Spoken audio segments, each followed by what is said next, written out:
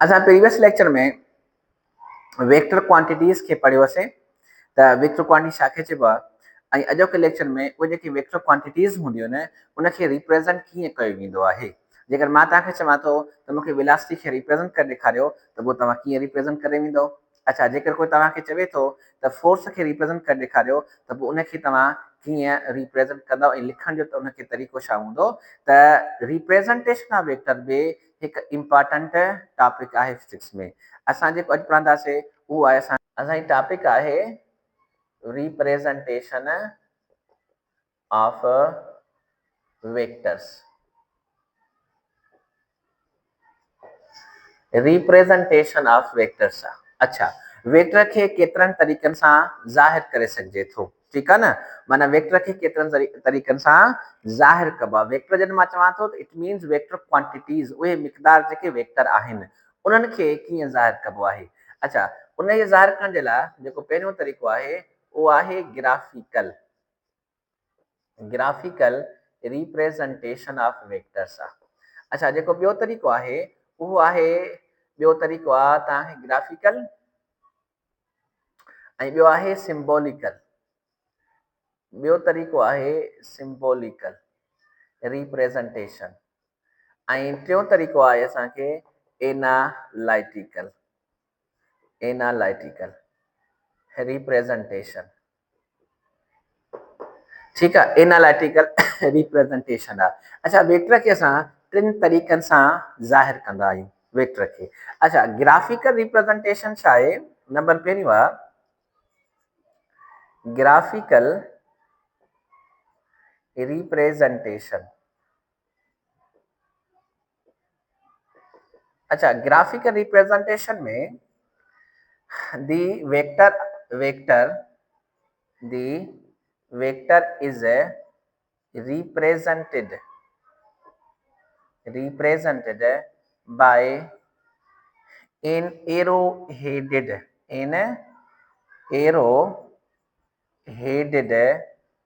line segment यानी sorry हिन में तव्हांखे त वेक्टर जेको आहे उहो रिप्रेज़ेंट कयो वेंदो आहे एरो हेडेड लाइन सेगमेंट सां। हिकिड़े रे सां ज़ाहिर कयो वेंदो आहे। ज्योमेट्री में तव्हां रे पढ़ियो हूंदो न, त असां वेक्टर खे ग्राफिकली हिकु रे सां ज़ाहिर कंदा आहियूं। ठीकु आहे। अच्छा, पोइ कीअं कंदासीं रे सां ज़ाहिर। सपोज टू बी ही जेको आहे ही एरो हेडेड लाइन सेगमेंट आहे। अच्छा, ही जेको एरो हेडेड लाइन सेगमेंट आहे ही जेको आहे इहो कंहिं न कंहिं फिज़िकल क्वांटिटी खे ज़ाहिर करे थो। अच्छा, उहा फिज़िकल क्वांटिटी आहे ऐं उहा कहिड़े क़िस्म जी फिज़िकल क्वांटिटी आहे, उहा वेक्टर क्वांटिटी आहे। हुनजी रिप्रेज़ेंटेशन आहे, हिनखे चइबो आहे ग्राफिकल रिप्रेज़ेंटेशन आहे। ठीकु आहे। अच्छा, हिन में कहिड़ियूं शयूं तव्हांखे सम्झणियूं आहिनि। हिन में छा आहे। अच्छा, लेंथ रिप्रेजेंट्स मैग्नीट्यूड। अच्छा, जेकी लेंथ आहे उहा मैग्नीट्यूड खे ज़ाहिर करे थी। अच्छा, इन जो मतिलबु छा थी वियो। सपोज कयूं था हिकिड़ो ए वेक्टर आहे, उन जेको मैग्नीट्यूड आहे उहो मैग्नीट्यूड जेको आहे उहो बराबरि आहे कंहिंजे लेंथ ऑफ एरो जे बराबरि आहे। ठीकु आहे न। अच्छा, कीअं मिसाल जी ॻाल्हि आहे मां ॿ वेक्टर लिखां थो। हिकिड़ो वेक्टर आहे सपोज टू बी ए आहे ऐं ॿियो लिखां थो मां वेक्टर बी लिखां थो। हाणे मां तव्हांखे चवां थो त इहो ॿुधायो त इन्हनि ॿिन्ही क्वांटिटीज़ मां ए ऐं बी क्वांटिटीज़ मां कहिड़ी क्वांटिटीज़ जो मैग्नीट्यूड वॾो आहे, मैग्नीट्यूड वधीक कहिड़ो आहे। त असां पढ़ी चुका आहियूं त जेकी लेंथ ऑफ एरो आहे उहा रिप्रेज़ेंट कंदी आहे कंहिंखे मैग्नीट्यूड खे, साइज़ खे रिप्रेज़ेंट कंदी आहे। इन करे तव्हां हिन में लिखी सघो था त जेको मैग्नीट्यूड आहे कंहिंजो बी जो, अच्छा यानी साइज़ जेकी बी जी आहे उहा वधीक आहे कंहिंखां मैग्नीट्यूड ऑफ ए खां। तव्हां हिनखे ईअं लिखंदव। ठीकु आहे न। अच्छा, उन खां बाद में जेको हेड ऑफ एरो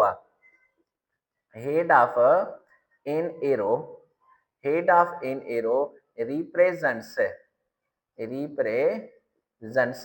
डायरेक्शन।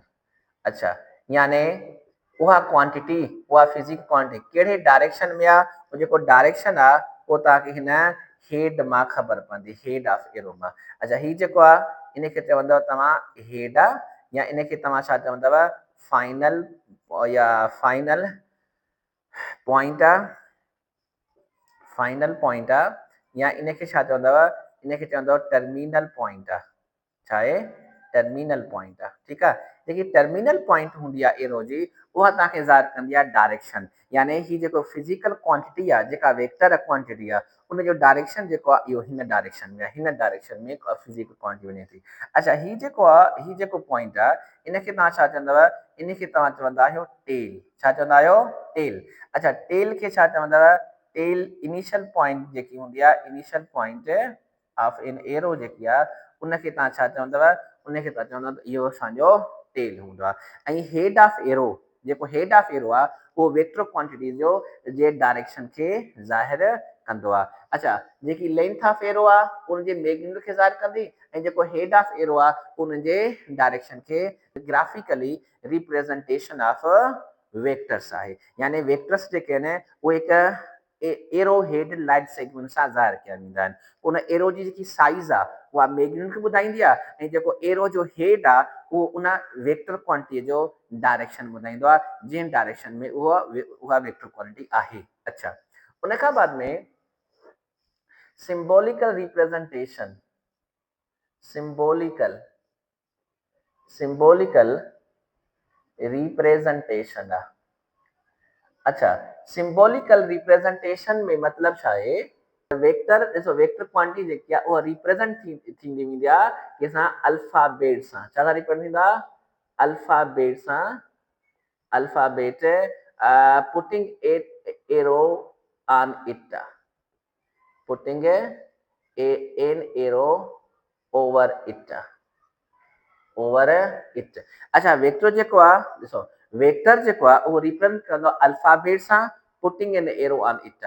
जेकर कंहिं बि अल्फाबेट खे जे मथां तव्हां जेके अल्फाबेट जे मथां तव्हां को एरो छापियो था, एरो माना हीउ जेको छुआ आहे, हीउ जेको एरो छापियो था उहो छा थी वेंदो, उहा जेकी नोटेशन आहे उहा कंहिं न कंहिं वेक्टर क्वांटिटी खे ज़ाहिर कंदी। अच्छा कीअं लिखी सघो था हिनखे तव्हां, सपोज टू बी जेको ए आहे इहो हिकु अल्फाबेट आहे, इंग्लिश अल्फाबेट आहे। अच्छा इन जे मथां जेका तव्हां एरो जो था ए जेकी आहे उहा क्वांटिटी आहे, ऐं उहा छा कहिड़ी क्वांटिटी आहे, उहा वेक्टर क्वांटिटी आहे।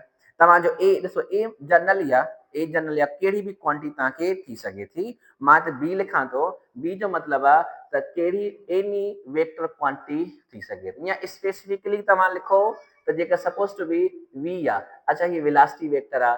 अच्छा ही ए जेको एक्सेलरेशन जो वेक्टर आहे, ऐं हीअ एफ जेको आहे इहो छा फोर्स जो वेक्टर आहे, इहो फोर्स आहे ऐं फोर्स वेक्टर क्वांटिटी आहे। ऐं टाओ जेको आहे टाओ इहो छा आहे तारिक आहे, ऐं थीटा जेको आहे इहो छा आहे एंगुलर डिस्प्लेसमेंट आहे एटसेट्रा। ही सभु जेके आहिनि इहे तव्हांखे वेक्टर क्वांटिटी आहे। या अल्फाबेट जे मथां जेको एरो आहे इहा नोटेशन कंहिं न कंहिं वेक्टर क्वांटिटीअ खे ज़ाहिर करे थी। अच्छा उन सां गॾोगॾु मैग्नीट्यूड कीअं ज़ाहिर कंदासीं असां, मैग्नीट्यूड जेको आहे यानी साइज़, मैग्नीट्यूड मतिलबु आहे साइज़। अच्छा मैग्नीट्यूड कीअं ज़ाहिर कबो, मैग्नीट्यूड कबो मॉड्यूलस में। अच्छा मॉड्यूलस में कीअं, तव्हां ही वेक्टर क्वांटिटी आहे, अच्छा उनखे जेकर मॉड में लिखो था त ही जेकी नोटेशन आहे उन वेक्टर क्वांटिटीअ जी मैग्नीट्यूड यानी साइज़ खे रिप्रेजेंट करे थी। अच्छा उन खां पोइ हिकु बी वेक्टर क्वांटिटी आहे, जेका तव्हां हुनखे मॉड में लिखो था त इन जो मतिलबु थी वियो त बी जेका वेक्टर क्वांटिटी आहे उहा उनजी साइज़ खे हीअ नोटेशन ज़ाहिर करे थी। अच्छा वेलासिटी आहे उनखे मॉड में लिखो यानी वेलासिटी जो मैग्नीट्यूड आहे। अच्छा एक्सेलरेशन आहे उनखे तव्हां मॉड में रखो त ही एक्सेलरेशन जो मैग्नीट्यूड आहे। अहिड़े तरीक़े सां तव्हां ॿियनि खे बि ईअं लिखी सघो था, ही तव्हां ही रिप्रेजेंट जेकी आहे एटसेट्रा, तव्हां ॿियनि खे बि अहिड़े तरीक़े सां लिखी सघो था। अच्छा या वरी ॿी जेकी रिप्रेजेंटेशन आहे, ॿियो तरीक़ो रिप्रेजेंट कहिड़ो आहे त vectors are represent by bold faced letters, bold faced letters यानी वेक्टर खे तव्हां बोल्ड फेस लेटर सां बि ज़ाहिर करे सघो था। मतिलबु कंहिं बि अल्फाबेट जो जेको लेटर आहे उनखे तव्हां थोरो बोल्ड कयो, छा कयो थोरो थोरो उनखे थिकनेस मां थिक कयो थोरो। अच्छा कीअं जेकॾहिं ही ए आहे मां हिन ए खे जेकॾहिं थोरो थिक बनायां थो, अच्छा ही हाणे मां ए खे हीअं लिखां थो, ही थोरो मां थिक कयोमांसि, ही बोल्ड फेस कयोमांसि। ठीकु आहे त हाणे ॾिसो ही हिन मां मुराद छा आहे, ही ए को बि लेटर आहे, को बि अखर आहे, ठीकु आहे, पर ही जेको मां ए खे बोल्ड कयो आहे, त हाणे ही ए जेको बोल्ड आहे इहो कंहिं न कंहिं वेक्टर क्वांटिटीअ खे ज़ाहिर करे थो।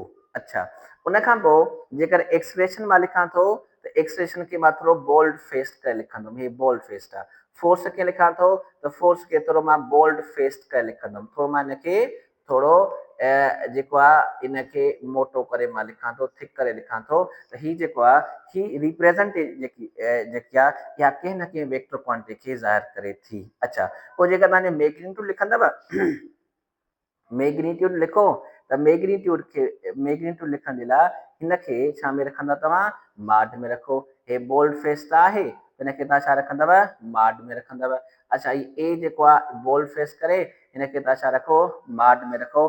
त ही जेकी रिप्रेज़ेंटेशन आहे इहा उन वेक्टर जे मैग्नीट्यूड खे ज़ाहिर करे थी, ठीकु आहे। स्पेशली जेकी वेक्टर जी सिंबॉलिक रिप्रेज़ेंटेशन आहे अक्सर करे ही इस्तेमालु कई वेंदी आहे। अल्फाबेट जे मथां तव्हां छा ॾींदव, एरो ॾींदव, या बोल्ड फेस बि अक्सर इस्तेमालु थींदी आहे, ठीकु आहे। ही मेन जेकी रिप्रेज़ेंटेशन आहिनि इहे बि। ॿियो आहे त वेक्टर खे इटॉलिक नमूने सां लिखियो वेंदो आहे। इटॉलिक थोरो जेको इन अल्फाबेट आहे उनखे थोरो टेढ़ो करे लिखिबो आहे, त बि उहा रिप्रेज़ेंटेशन ऑफ वेक्टर हूंदी आहे। अच्छा, असांखे नंबर 3 आहे एनालिटिकल रिप्रेज़ेंटेशन। Analytical representation. अच्छा, एनालिटिकल रिप्रेज़ेंटेशन जो मतलब छा आहे, त vectors are represented in unit vectors are, the vectors are represented by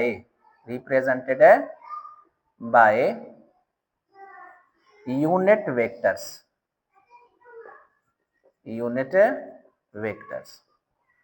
अच्छा, असां वेक्टर खे यूनिट वेक्टर में ज़ाहिर कंदा आहियूं, यूनिट वेक्टर में असां हुनखे लिखंदा आहियूं, ठीकु आहे। ऐं इन जेकी रिप्रेज़ेंटेशन खे असीं चवंदा आहियूं एनालिटिकल रिप्रेज़ेंटेशन आहे। अच्छा, कीअं, सपोज टू बी जेका असांखे को ए वेक्टर आहे, असां उन ए वेक्टर खे लिखंदा कीअं आहियूं, पोइ ए एक्स आई प्लस में लिखंदासीं ए वाई जे ऐं प्लस में छा थी वेंदो, ए ज़ी के थी वेंदो। अच्छा, ही जेकी रिप्रेज़ेंटेशन आहे इनखे असीं चवंदासीं त इहा एनालिटिकल रिप्रेज़ेंटेशन आहे, छो त हिनखे वेक्टर खे असां, ही जेको ए वेक्टर आहे उन वेक्टर खे असां छा में लिखियो आहे, हिन यूनिट वेक्टर जे फॉर्म में लिखियो आहे। ॾिसो आई जे ऐं के, आई जे के इहे छा आहिनि, इहे यूनिट वेक्टर्स आहिनि, ठीकु आहे। अच्छा, हाणे हिनखे टर्म्स खे सम्झण जी कोशिशि कयो त जेको ही आई आहे, ही आई जे मथां हेठि आहे। अच्छा, ही जे आहे उनजे मथां हेठि आहे ऐं के जे मथां हेठि आहे। अच्छा, ही छा आहिनि, इहे आहिनि unit vectors are unit vectors, इहे हिकु स्पेशल यूनिट वेक्टर्स आहिनि, ठीकु आहे। अच्छा, जेकर हिनखे स्पेसिफिकली लिखो त जेको आई यूनिट वेक्टर कहिड़ो आहे, आई जेको आहे the unit vector along x axis आहे, along x एक्सिस, उहो वेक्टर आहे जेको along x एक्सिस हुजे। अच्छा, उन खां पोइ जेको जे आहे ही इहो यूनिट वेक्टर आहे जेको along आहे y एक्सिस ते, unit vector along y axis आहे। अच्छा, के जेको आहे इहो यूनिट वेक्टर आहे जेको along z एक्सिस आहे, ठीकु आहे। त ही जेके यूनिट स्पेशल यूनिट वेक्टर्स आहिनि, जेको आई आहे उहो along x एक्सिस हूंदो आहे, ऐं जेको जे यूनिट वेक्टर हूंदो आहे उहो along y एक्सिस हूंदो आहे, ऐं जेको के यूनिट वेक्टर हूंदो आहे उहो along z एक्सिस हूंदो आहे। ऐं अच्छा, उन खां पोइ ए एक्स छा आहे, जो हिन में वेक्टर में तव्हांखे अचे थो नज़र, वेक्टर जेको आहे ए एक्स आहे, ए वाई जे ऐं प्लस में ए ज़ेड के आहे। ही आई जे एंड के इहे छा आहिनि, इहे यूनिट वेक्टर्स आहिनि। I unit vector along x axis ऐं J unit vector along y axis ऐं के यूनिट वेक्टर आहे along z एक्सिस। अच्छा, उन खां पोइ तव्हांखे आहे ए एक्स, ही जेको ए एक्स तव्हांखे नज़र अचे थो। अच्छा, ए एक्स छा आहे, इहो आहे दी component of vector A along x axis, यानी ए एक्स जेको आहे ए एक्स जेको आहे इहो वेक्टर ए जो कंपोनेंट आहे वेक्टर ए जो जुज़ो आहे कहिड़ी एक्सिस में वो अलांग एक्स एक्सिस में ठीकु आहे अच्छा ए वाई छा आहे ए वाई छा आहे ए वाई जेको आहे इहो कंपोनेंट आहे कंहिंजो ए वेक्टर जो अलांग वाई एक्सिस अच्छा ए ज़ी छा आहे ए ज़ी जेको आहे इहो बि छा आहे इहो कंपोनेंट आहे कंहिंजो कंपोनेंट आहे वेक्टर ए जो अलांग ज़ी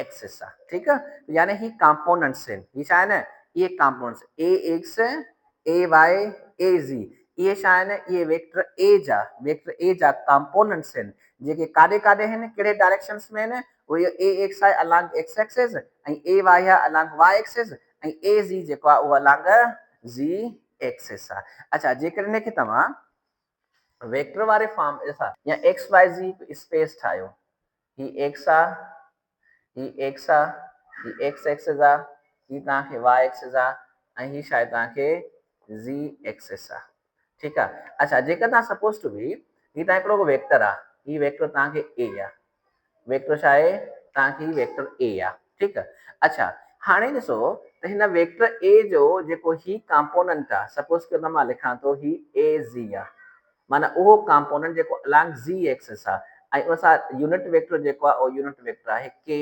ठीकु आहे अच्छा ही कंपोनेंट आहे वेक्टर जो ऐं ही हुनजो यूनिट वेक्टर आहे अच्छा उन खां पोइ ही था ॾिसो त ही जेको कंपोनेंट आहे हिनखे तव्हां लिखंदव ही आहे एक्स एक्सिस यानी ए वेक्टर जो कंपोनेंट आहे एक्स हिन एक्स एक्सिस माना ए वेक्टर जेको एक्सिस में हेतिरो आहे अच्छा उन जेको यूनिट वेक्टर आहे उहो जेको यूनिट वेक्टर वठो उहो यूनिट वेक्टर तव्हांखे आहे आई अच्छा उन खां पोइ तव्हांखे ही जेको आहे ही कंपोनेंट आहे कंहिंजो ए वेक्टर जो जेको अलांग वाई एक्सिस आहे ऐं उनजो यूनिट वेक्टर जेको आहे ही तव्हांखे छा आहे जे आहे ठीकु आहे यानी हिकु ए वेक्टर जेको आहे उनखे प्लेन में स्पेस में टे कंपोनेंट्स थींदा आहिनि A X A Y and A Z उहे मां तव्हांखे जेके लिखाया आहिनि ऐं उन खां अलावा आई जेके उहो छा हूंदा आहिनि हिकिड़ो यूनिट वेक्टर हूंदो आहे ठीकु आहे अच्छा हाणे यानी इन मतिलबु छा थी वियो त ही जेकी रिप्रेज़ेंटेशन आहे ए बराबरि ए एक्स आई